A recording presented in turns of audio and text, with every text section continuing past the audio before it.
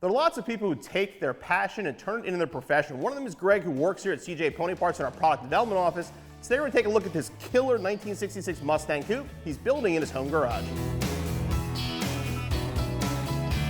So Greg, you've been at CJ's for, I'm thinking, almost 10 years now, right? 10 years. I know you worked for me in the shop, you worked in the warehouse, you've kind of done it all. What are you doing now for CJ's? What's your job currently? I'm a merchandiser, so I add parts to the website and get all the new products from all the vendors that we deal with. What do you work on? Is it, Mustang, Jeep, truck? I mean, I think you're pretty much doing Mustang stuff. I work doing from 65 all the way up to 2004 Mustangs. So basically any new parts you see on the website, stuff, anything new that shows up, Greg's one of the guys that's doing that. So let's get into this car a little bit. The first thing I want to talk about is the chassis. I mean, it's a tube chassis. Where did that come from? Is this something you bought? No, I didn't buy it. I just bought a lot of tubes and decided to build a tube chassis. I've never done it before, so I decided to... Let me stop you. You've never built a tube chassis before and just decided you were going to buy a tube bender and teach yourself how to do it? Yeah, why not? Okay. And I mean, it looks amazing. I mean, everything looks solid and built. I mean, this looks like something like a professional would do.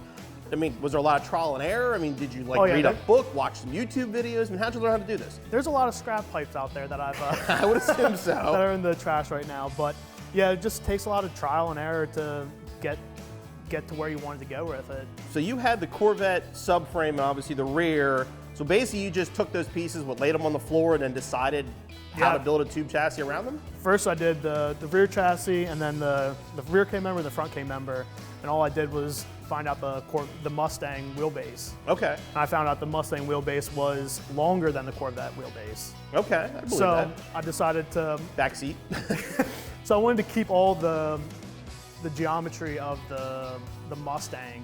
So the Corvette is pushed back, the engine's Is that why the back. engine's kind of bumped back onto the firewall? Yes. A little bit? Okay, because I guess with the torque tube, you really can't do much with that. You could modify it, but I don't want to spend that kind of money. Gotcha. So you stuck with the Corvette geometry on the inside, built the tube frame chassis to make the Mustang fit on the outside. Yeah, that's correct. That's pretty crazy.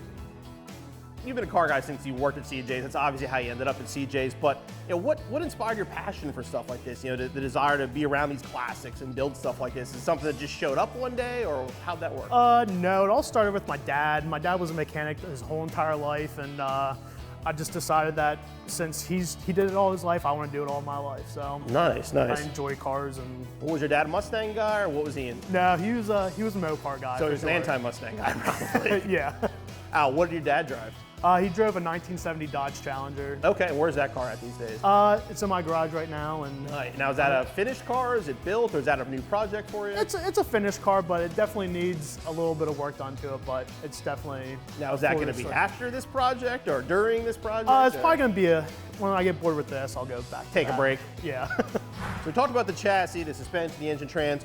What's your plan with the interior? I mean, you got a pretty crazy set of Kirkies in there. It's cool to me that you kept the factory dash. Is that going to actually stay with the car? Yeah, I took out the top piece, so I'm not going to have any dash pad on it. Okay. So I decided that I'm going to make it removable because I'm going to make the tunnel removable as well. Now tell us about that. I mean, you don't have much of a tunnel yet, but I do see you're working on basically a firewall there.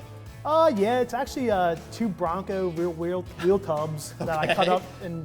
They also come from our scratch and dent pile?